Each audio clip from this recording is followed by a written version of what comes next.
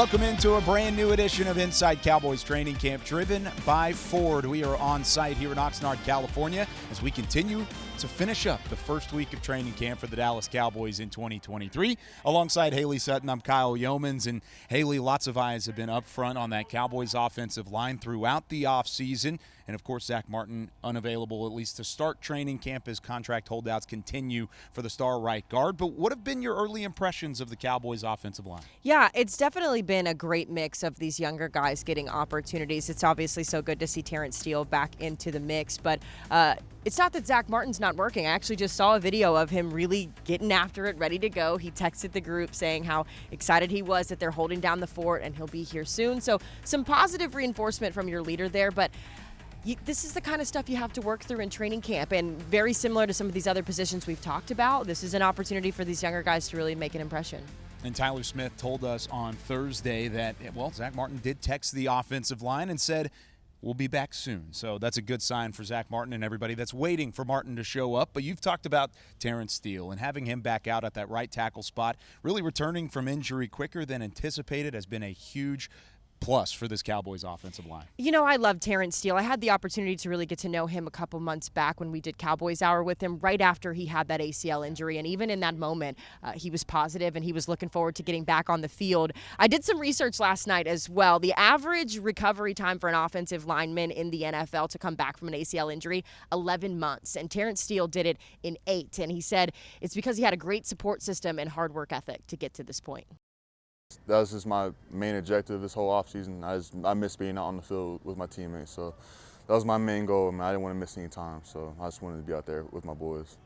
Briefly, I want to take you back to that Houston game. Yep. Walk me through the emotions of finding out that your ACL was torn, your season was done, and you knew kind of the journey ahead of you. Yeah, so walking with the dog back to the locker room, I didn't think it was too bad because I was able to walk on it a little bit. And then once Doc, showed me the x-rays and he did his tests with the ACL and MCL, he kind of told me the news. And of course I was emotional for a little bit, but then, I kind of just said it is what it is and just faced the reality of it. And I knew I had a journey ahead of me and I was ready to face it on. So now the real work begins. You guys have 2 practices under your belt at this point. What are you guys working on with the guys you have here currently? Yeah, just continuity, next man up mentality.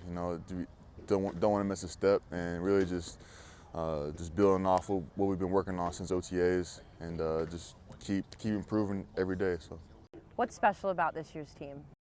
I would say the competitive spirit. I can even just see it during this walkthrough we be doing. Offense, defense, we're chirping back and forth, and it's all really healthy, and it's just part of our culture we've been building. So it's been pretty cool to see. When you get to line up for that first game, whenever it is, whether it's preseason, first game against the Giants, what do you think that moment's going to be like for you getting back out there? I'm going to try and keep it just like any normal game. I don't want it to be like anything special. Just get back out there and just do what I've been doing, pretty much, yeah.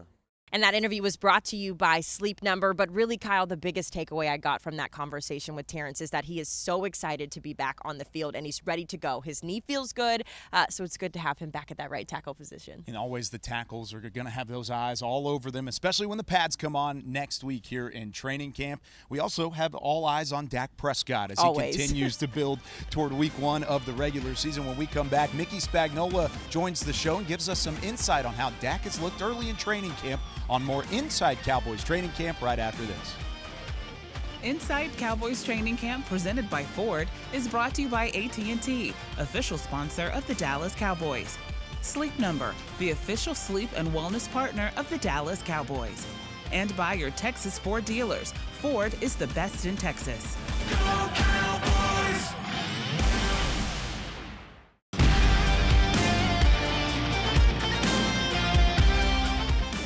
This segment is brought to you by Academy Sports and Outdoors, official sporting goods retailer of the Dallas Cowboys. Welcome back to Inside Cowboys Training Camp, driven by Ford here in Oxnard, California, alongside Hailey Sutton. We've got Mickey Spagnola joining the show. I'm Kyle Youmans, and Mickey, we heard from Dak Prescott on Thursday for the first time in training camp, and he seemed very confident about what has been going on in the locker room and through the playbook sections of practice so far. What have you seen from Dak Prescott, and what are his expectations? Yeah, well, I think his expectations are to continue playing quarterback the way he has been playing quarterback, and with a little help from his friends, reduce some of the interceptions that occurred last year, that he gets charged for all of them.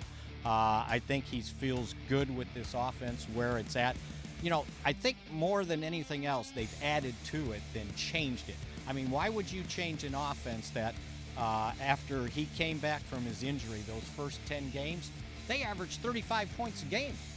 I don't want to change too much of, you know, and is that the bar now? You know, new offensive coordinator, new play caller. Can you average 35 a game, 10 games in a row? So, yeah, I think he's very comfortable with what's going on.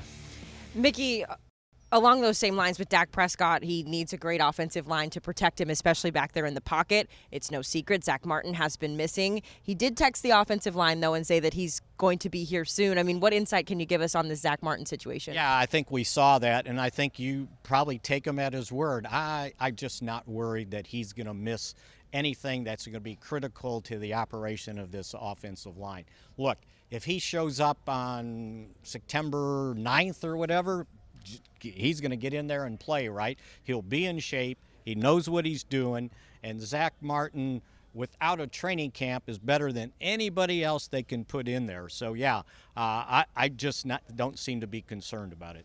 That's certainly good news. That definitely makes me feel a little better. I feel much better about the offensive line situation. But we've talked a lot of offense. Let's talk some defense. Has anybody stuck out on that side of the ball through the first week of training camp? Well, I don't know if you can stick out on defense if you don't have pads on and you're not tackling.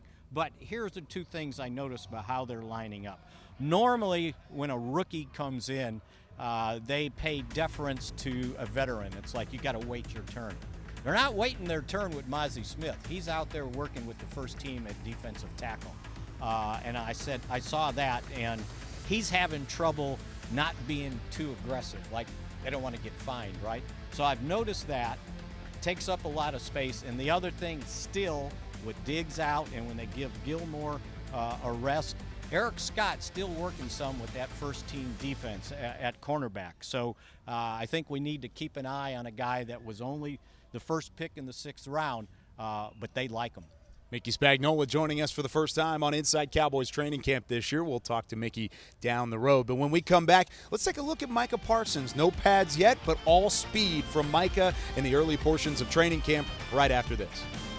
This segment was brought to you by Academy Sports and Outdoors, official sporting goods retailer of the Dallas Cowboys. Go Cowboys! Welcome back to the final segment of Inside Cowboys training camp, driven by Ford. She's Hailey Sutton. I'm Kyle Youmans. And Hailey, we always love seeing Micah Parsons back out on the practice field, number 11. Can't really miss him whenever even pads come on or without the pads like we've had this week in training camp. Has he done anything so far that's really caught your eye? Does Cowboys Nation like sacks? A little bit, yeah. Well, I think good. so. Micah Parsons had back-to-back sacks yesterday at practice. Listen, I don't think Micah has missed a step. We've seen how hard he trained in the offseason, and you're getting those results out on the practice field. But I got to be honest, not that I'm not expecting big things from Micah, but I am expecting big things from guys like Sam Williams. He also had a tremendous offseason where he really worked on his body. He worked on getting into better football shape, and you're seeing it out there as well. He looks quicker, he looks faster, he's getting off of his mark a little bit better. Well, overall, this front seven is going to be nasty. I love that. The front seven idea is get after the football, and then, of course, with the draft pick of Mozzie Smith, stop the run. Bringing back Jonathan Hankins helps with that, too. That front seven looking good, and we haven't even had pads on yet out here in Oxnard. But that does it today for us on Inside Cowboys Training Camp, driven by Ford. For Hailey Sutton and our entire Dallas Cowboys crew, I'm Kyle Youmans saying so long. We'll see you tomorrow. Telling you, dog, this is the only time of year I forget what days of the week it is. Yep. Inside Cowboys Training Camp, presented by Ford, was brought to you by AT&T, official sponsor of the Dallas Cowboys. Sleep Number, the official sleep and wellness partner of the Dallas Cowboys. And by your Texas Ford dealers. Ford is the best in Texas. Go Cowboys!